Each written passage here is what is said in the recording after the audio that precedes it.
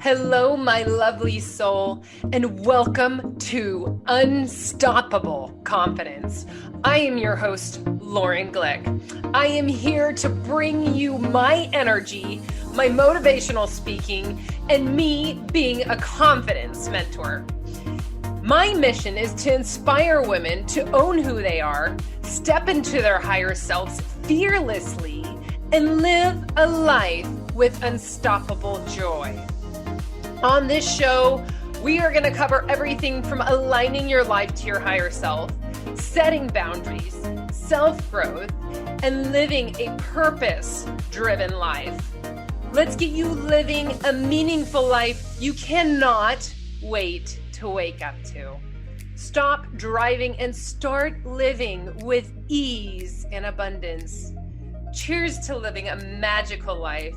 And I am so grateful to be on this journey with you.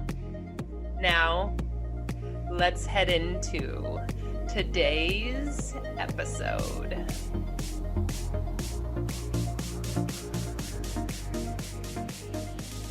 Hello, my lovely soul. I am super excited for you to listen in today with Emily.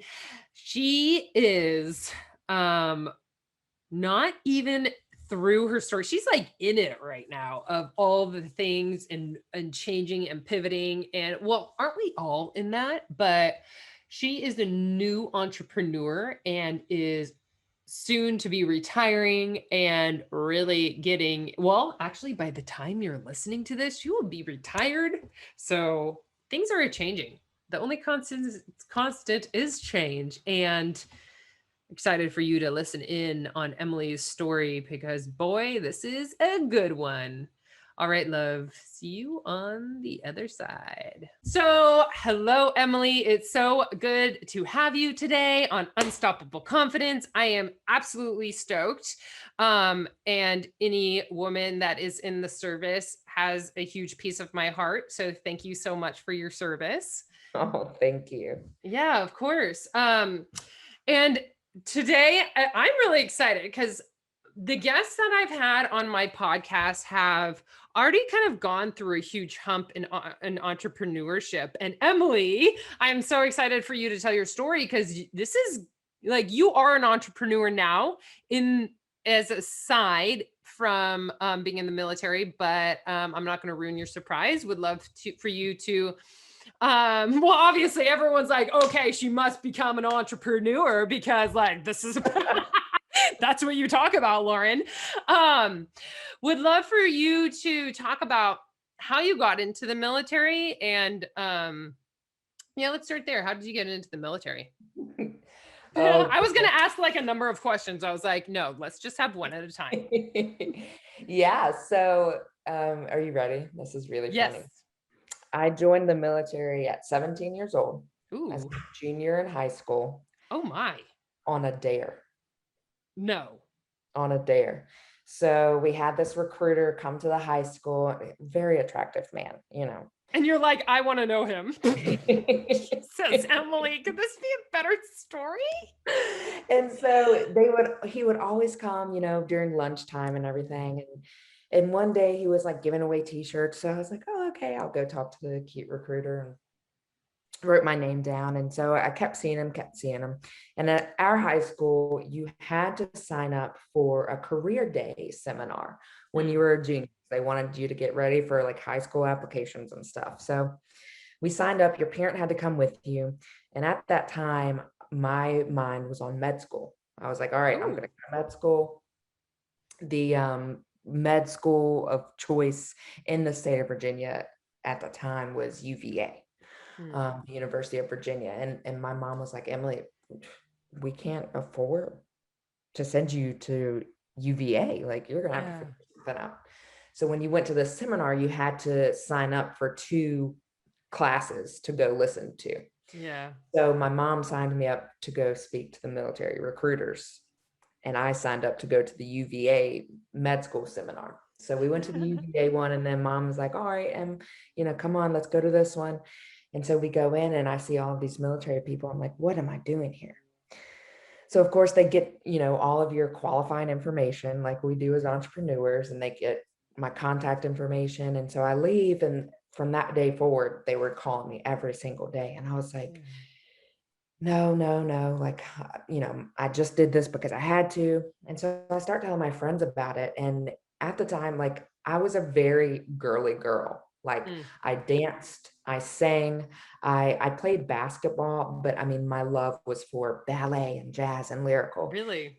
Yes. And so all of my girlfriends were like, Emily, there's no way, like, you would not make it through basic training.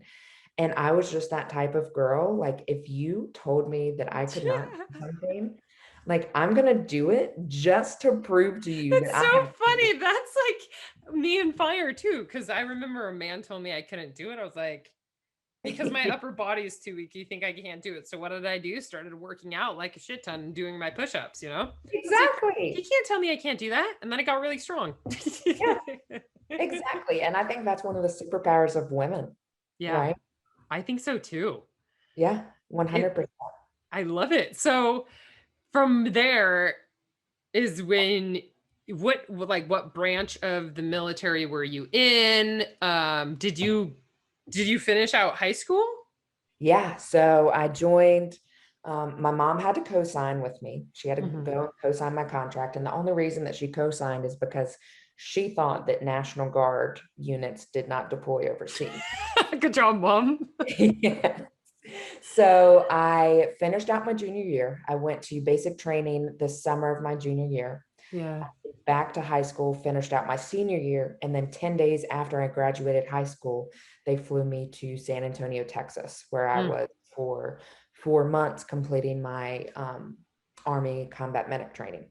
mm, So I came back to Virginia after that and reported to my unit. And then in the National Guard, you drill once a month throughout the year, and then 2 weeks during the summer is your big, like, annual training event.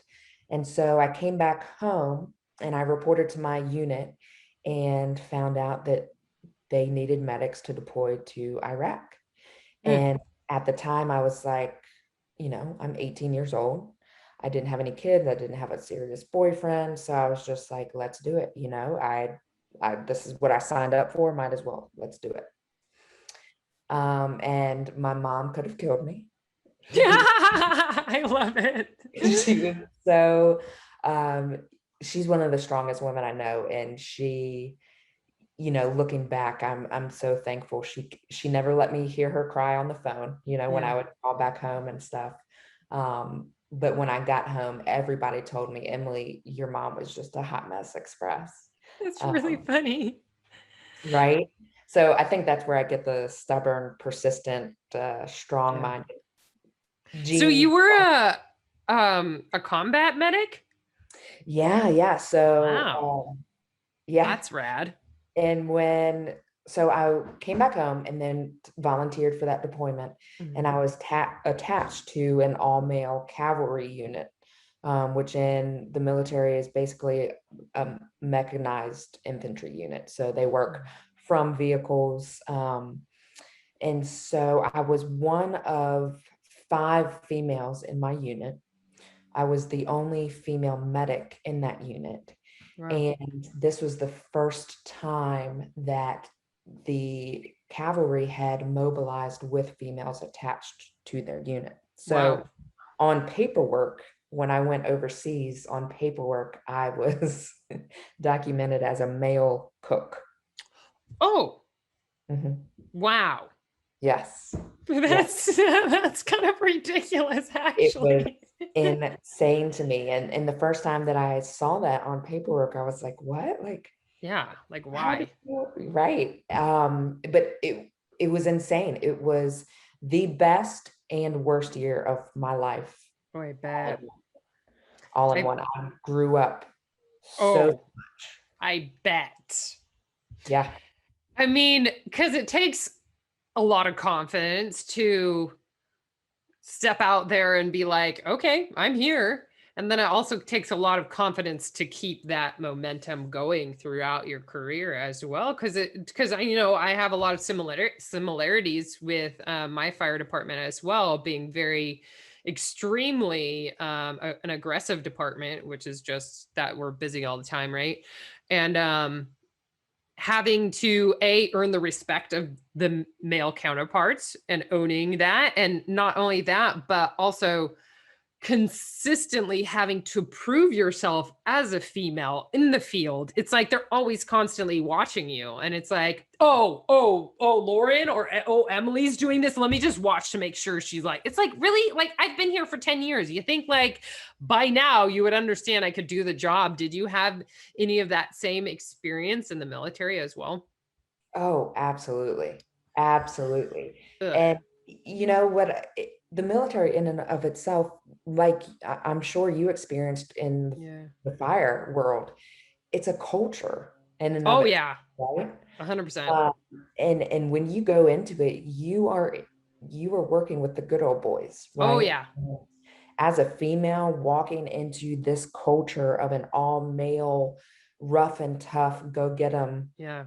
culture, it was like, oh crap, Culture shock. Yeah. right? Like, what did I get myself into? Yeah. Um, And it's and not only the job, you're completely right on that. Is like, I not only have to prove myself in the job, but I also have to fit into this like culture that I don't typically fit into. And I have to earn my respect that way on fitting into the culture. yeah, 100%. I mean, I was a small town girl Yeah. who, grew up in dance and ballet, and here I Yeah. am, in full combat gear, I love it, Emily. You're so like me because I was an artist growing up. yeah. So that's so, I mean, I did sports and all the good things, but I mean, I'm an oil painter and I create jewelry and I do pottery. So like going into the service where I had very traditional, very old school ways of thinking, uh that was challenging. Oh, absolutely. But I think what helped me is that I realized, especially so prior to deployment, we had 2 months of pre-mobilization training. Yeah. And during that time was when I said, you know what, I am going to earn their trust and they Yeah. are going to respect me. Yeah. And I went full force. I Yeah. went full force the entire time. And anything that these guys were doing, Yeah. I was going to make sure that I was doing it Better. times better. That's Right. so interesting you say that because I did the same thing. It's like, but for some reason, like, because we went on these things called strike teams in the summertime in wildland, when forest fires in California, it's pretty big. And we would always be working with different crews. Every time we went out, we would be working with about 15 to 20 new men that didn't even know me. Yeah, my department knew me, but we had surrounding departments that went with us. And I remember the first couple days, 3, 4 to 5 days, I remember I wouldn't laugh. I would have my head down. I would do work. And then when they finally saw me work and they were like, oh shit, this girl knows what she's doing. That's when I started to have my bubbly personality. And they're like, why weren't you this fun at the beginning? And they're like, and I would be like, really? Like, would you have taken me seriously? And they were like, ah, touche. Right. And it's insane to me. And looking back, I was frustrated in the moment, right? I Yeah. remember when we got into Iraq, um, our mission there was convoy security. So we would roll out in a convoy of 8 military vehicles. But in order to prepare for that mission, we would have to get to the motor pool where these vehicles were 3 hours prior, right? And Mm, you're checking off your vehicle, making sure that everything's operating properly, your radios, you're mounting your weapon systems to the top of the vehicle. And I remember getting there, and my truck crew was yeah. just sitting on the back fender of this huge up armored vehicle. Yeah. And I'm like, all right, guys, when are we going to get started? And they looked at me, when are we going to get started? When are you going to get started? Ew. And for the first, I'd say 3 to 4 weeks, I prepped our vehicle by myself.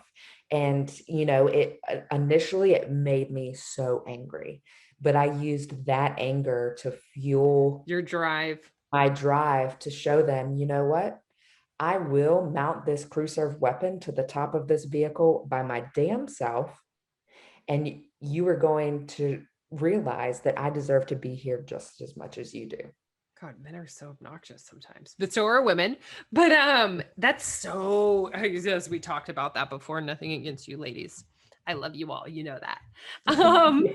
But Emily and I were talking that yeah, I just really truly think, and that's the thing is like we're talking today about how we as women we placed ourselves into situations where it was all men, and we grew the confidence. And just like your story, Emily, of like it was like, hell, like you think I can't do this? Like why would you even think that? Like no flipping clue. Yeah. And it's just, I don't know how to explain that, right? But getting around that like catty or that traditional mentality, because Emily and I were talking about how some females have that don't get along with other females. And then we started talking about how, oh gosh, like men are the same exact way. And I think it's so true, especially like that that right there, Emily, just described it to a T. Like it was no different for me in the fire service of just, okay, prove yourself. And it was not like prove yourself in this one situation in this 1 hour. It's like, no, weeks, months, years, you know, and it's Right. like it was a constant thing of okay, you might have proved yourself in this situation, but this is a new day with the same situation. Like, can you prove yourself again? It's like, really? Right. And And it was crazy to me because these, it's not like you get off shift and then you go home. It's like these are the people that I live with yeah, 24/7 yeah, for months at a time. And so it was like, all right, guys, when is this going to be over? When can I stop proving myself to you? Because it wasn't like they had to prove themselves to me, yeah. right? It was Mm-mm. just immediately expected. All right, well, here I Mm. am. I'm But in front of you. the funny part is like, well, it kind of just depended as well. But there were men that were like that in my department that I had to constantly prove myself to them, but those turned out to be like the not superior guys that needed something to prove themselves. So it was an Right. interesting um I don't want to say dichotomy, but it's just Yeah. like, okay. And it all came back to, as I liked how you were saying, you're like, I could have been angry about the situation, but instead I let that kind of be. It was like, okay, this is my situation. How can I go inward and be like, okay, well, I could be upset about this, or I could just grow my own self-worth and my own ability to grow my confidence and just do it on my own. Here I go. Like, watch me go. I don't need you guys. Like, bye. Right. Absolutely. And some people might say that being stubborn is a bad attribute, but guess what? My stubbornness is what, Yeah, me too. yeah, that's what allowed me to persevere through a lot of just the BS. Yes. And it shows an insane amount of confidence within you to be able to, because you're still in the service, right? Yes, yeah. So I've been in for 13 years, Yeah. which is mind blowing to me. Um, I'm 30 years old, Yeah. it's crazy to me, but I will be getting out shortly, Yeah. actually in 3 days. Wow. Um, and it's bittersweet, so much of my personal development has come from the military, Mm. and I would not be the woman that I am today had it not been for those tough life lessons that I learned there. Oh, 100%. And girl, that is only going to set you up to be such a strong entrepreneur because of the dedication and the drive. Because a lot of, I mean, being in the service, I mean, it's a gnarly job. And when you have that behind you, yeah, it's completely different. And we get to grow our confidence as entrepreneurs. But Yeah, you're gonna have. So to go on to that like bridge of like, okay, why are you retiring after 13 years, and what are your plans for your future, if there are any plans? Yeah, absolutely. So my last appointment was in 2017 to Qatar. I Yeah. came home and I met my husband. We got married, had our son, and at any moms will know or agree that when you have a kid, it's just your whole life has changed, right? Yeah. It was no longer about me and what I wanted to do, because I will say that, part of my service was selfish. Like there was a part of me serving that was selfish. I get so much from helping other people. Like there's just this gnarly adrenaline rush Yeah. and sense of fulfillment for me that comes from that. I would volunteer for a lot of stuff, and my Yeah. family would get mad to the point where I just stopped telling them I volunteered. I'd be like, Yeah. I didn't volunteer. This is mandatory. I've got to go. Yeah. And so that changed, right? And I decided, I've got to build a more stable civilian career Mm. that will financially provide for my family. So I was finishing school. I graduated with my bachelor's in exercise physiology. And then I started looking at full-time jobs within healthcare, civilian side. Yeah. I started working for a surgery center in Charlottesville, Virginia, and COVID hit. Mm. And, at the time, my husband was a teacher, and life, as everybody else's life did, ours was thrown a curveball. Yeah. December of 2020, my husband lost his job. 3 days later, I lost my job. Holy moly. Yeah, and it it it was just this moment where I was like, holy crap, what am I going to do now? Yeah. And I had always had this desire to build my own, to write my own story, to be my own boss, Mm. to positively impact the world in my own way, but I didn't know what that looked like. And so I prayed about it. I talked it over with my husband. I found this course online for moms looking to start freelance careers, and I jumped into it. I mean, the course took most people 3 months to complete. I completed it in 2 weeks, and Wow. I was just like, you know what, that this is it, right? Like it's either do or die. I'm either going to be able to provide for my family or I'm not. Mm. And so I started getting into this freelance work. Um, at the same time, my uncle was diagnosed with stage 4 kidney cancer. Mm. And being the medical, my mom and I are the two medical people in our family, right? Yeah. So immediately our family was like, all right, Emily, um, what are we going to do? Like, you've got to take care of him. So, my mom and I worked together on taking care of him. He actually moved into my mom's house full time. And it was a very aggressive cancer. Yeah. It just spread through his spine. And so that was taking a toll on me. But I'm one of those people where my family means everything to me, and I wanted to make them proud. And so I, working on this virtual work, I would take my laptop and I would go sit with him, and we'd get him a bath and we'd do some exercises in his recliner, and then I'd sit there and he'd put on TV and I'd work. And I'm very thankful for that time with him, looking Yeah. back now. But soon after that, early January, my unit, I was getting ready to go over to my mom's house to help for the day.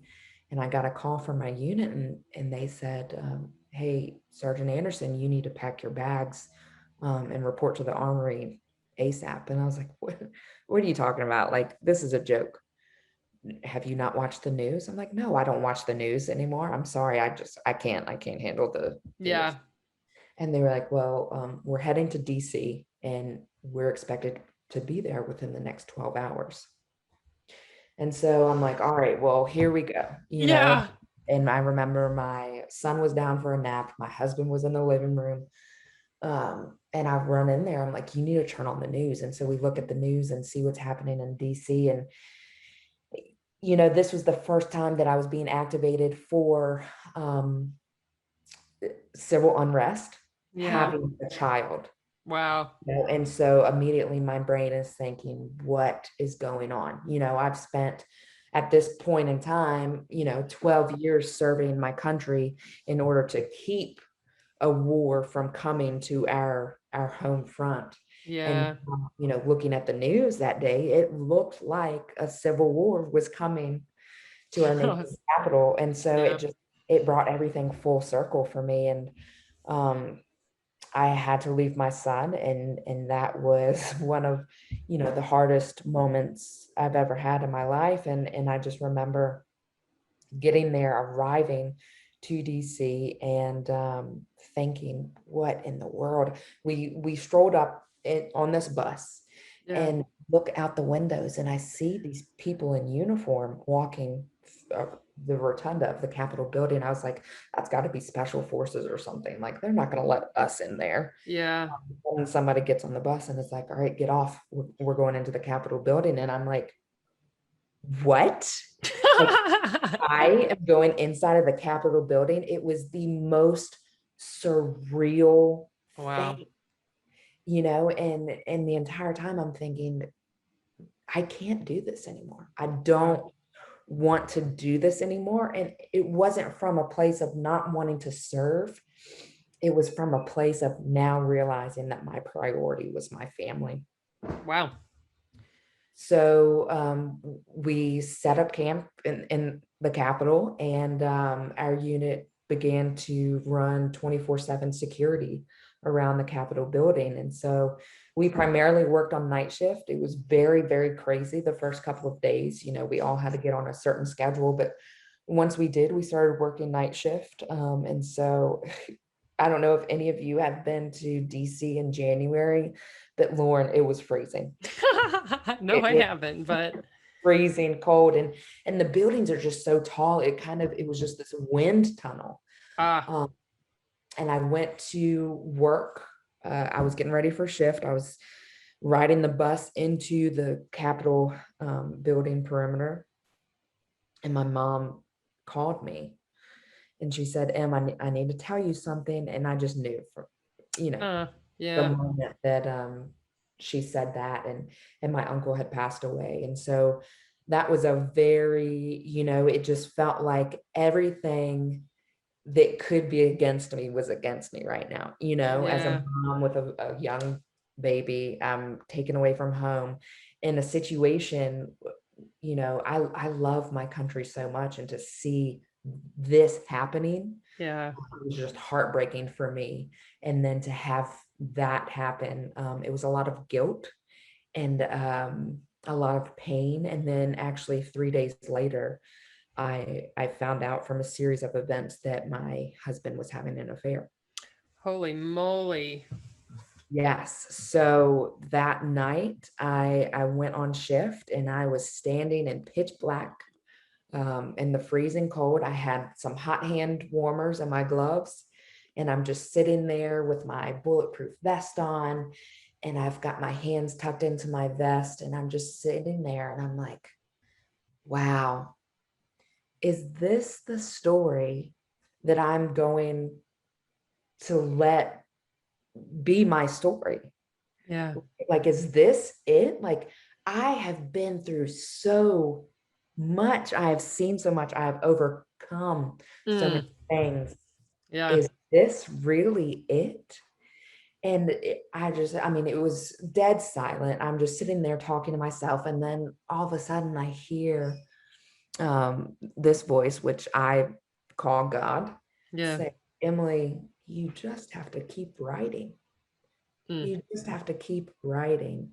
And I knew for me, I had to keep writing my story. Mm. And so that was the moment, that wake up call moment that, you know what, I'm done. I'm done playing games.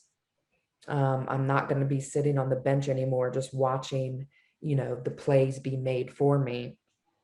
I'm going to get in and I'm going to determine the plays myself.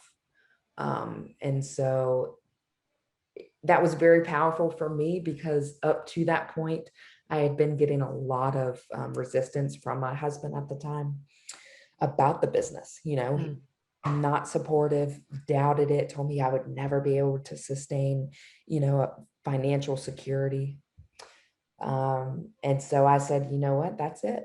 This is it. I am going to continue writing my story, positively impacting others in a way that brings me joy.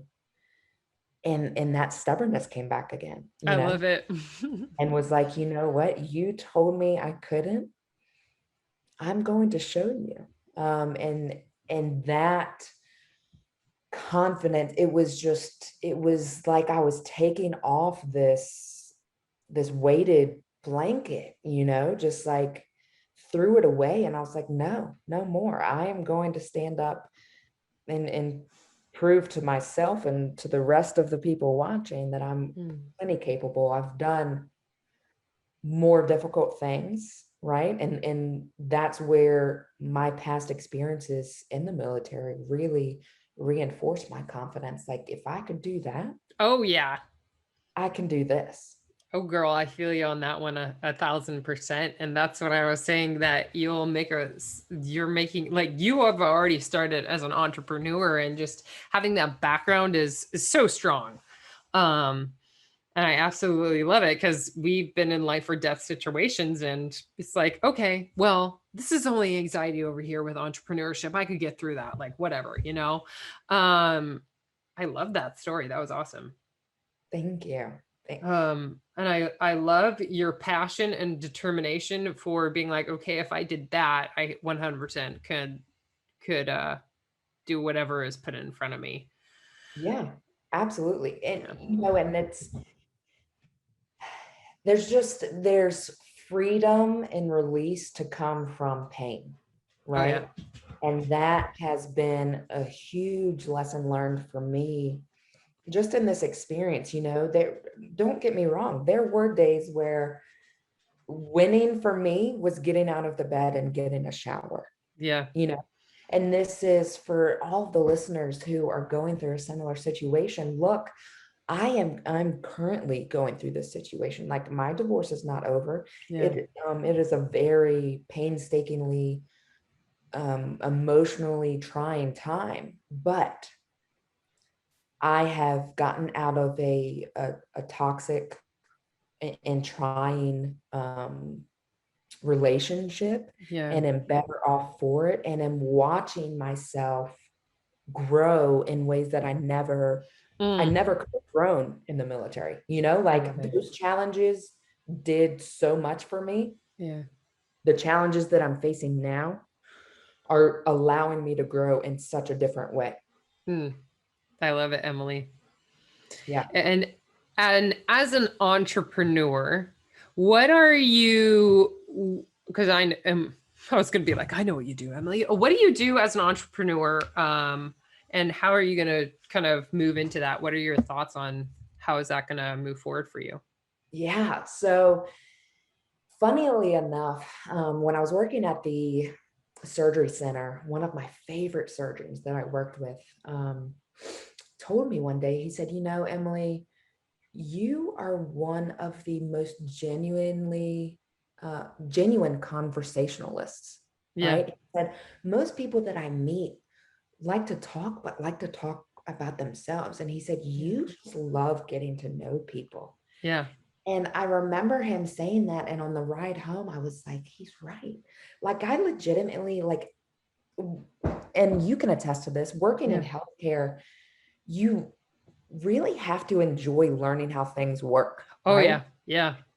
And anatomy and physiology was one of my favorite courses because I desperately wanted to learn how the body worked. Yeah. And for me, it's very similar with working with people. Mm. And so when I finished this freelance course on how to start, a freelance business, I was like, I want to learn people. I want to tell people stories, Yeah. right? And so how can I do that and make money? Yeah. And so I started learning more about brand design and social media marketing, right? And how I could work with female entrepreneurs.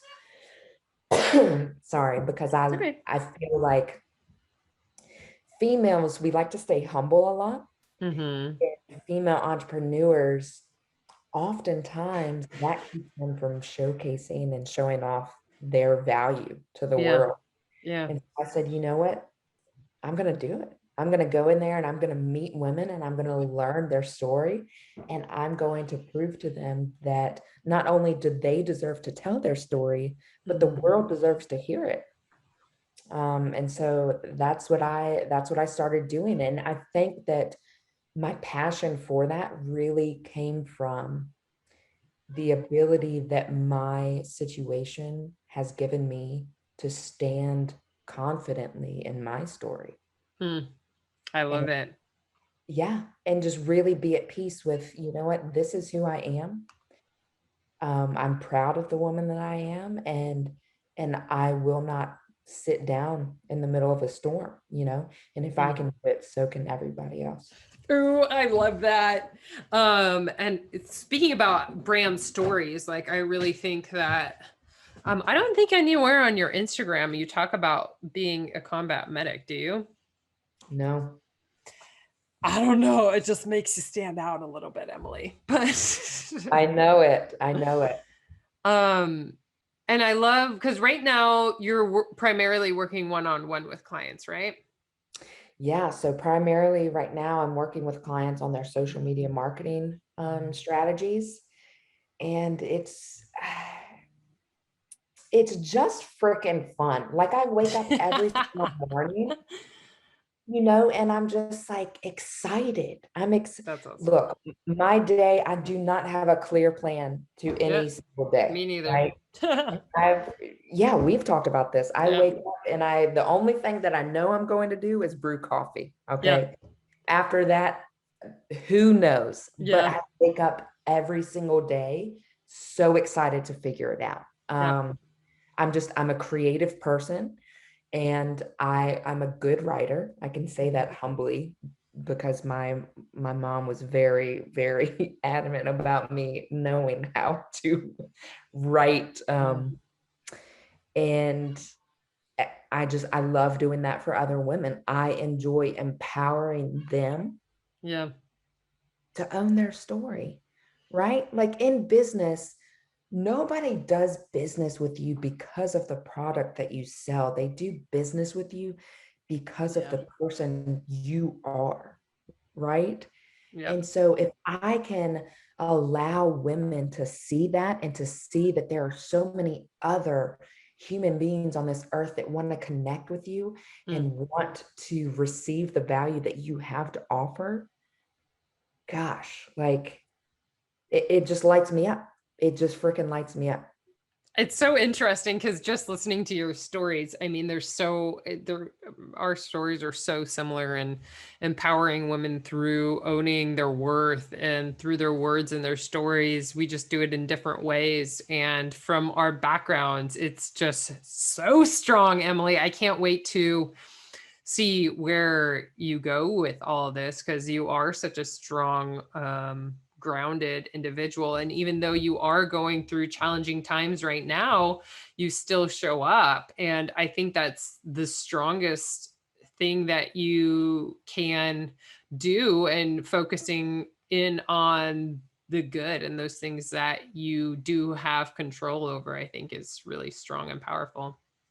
Oh yeah, absolutely. And realizing, look, I'm not going to have control over everything, Yeah. right? Oh, Um, exactly. Yeah. and I, that was a hard lesson for me to learn, Yeah. right? Yeah. Because, in the military, I'd gotten to a position where I knew what I was doing and I Yeah. was trusted and I was in leadership positions. And, you either plan to fail or you fail to plan, Yeah. right? And so in the military, logistics and planning and all of that is very, very big. And so that was part of my mindset. And when I got into entrepreneurship, I was like, look, Emily, you're going to have to give this up. And so that was a big thing for me. And I've just learned to let go a little bit, to let go and trust the process and trust Girl, my. we are so similar. It's insane. Like, it's Right? literally insane. Like, the things that you're saying right now, like, I literally just got the goosebumps. I don't know if you could see them, but like, I'm like, Jesus, like, it's gnarly. Yep. Getting a little bit emotional over here, Emily, but like, you are one powerful woman, and I can't wait to work closer with you and help you along your journey as well. And that's, I think, the strongest step of working with people just one or two steps in front of you. And that's what I am. And I know we met in Clubhouse, and I think that app is so strong for new entrepreneurs. So 1000%, you obviously know this, still getting in there. And you're so right of like, you figured it out so fast that entrepreneurs just want to work with really good people and people that they really know, like, and trust, and people that they really jive with. So I want to say thank you, Emily, for telling your story. I knew we had some similarities, but when you get really deep into the emotions of it all, like, I got my emotions back like 6 months ago, and I just let them do whatever they want now. Because when I retired, I had zero. Like, you always used to say is that I have one. Wait, what did I say? What did we used to say in the fire service? Like, I have one single care to give, or something stupid like that. But now I really do. I'm like, oh my God. But yeah, I absolutely loved listening to your story, Emily, and I cannot wait to be on the journey with you. And I think just listening to your story has helped me understand you a little bit more. And women in the service, there is just like a strong grounding to who they are because of what we have gone through.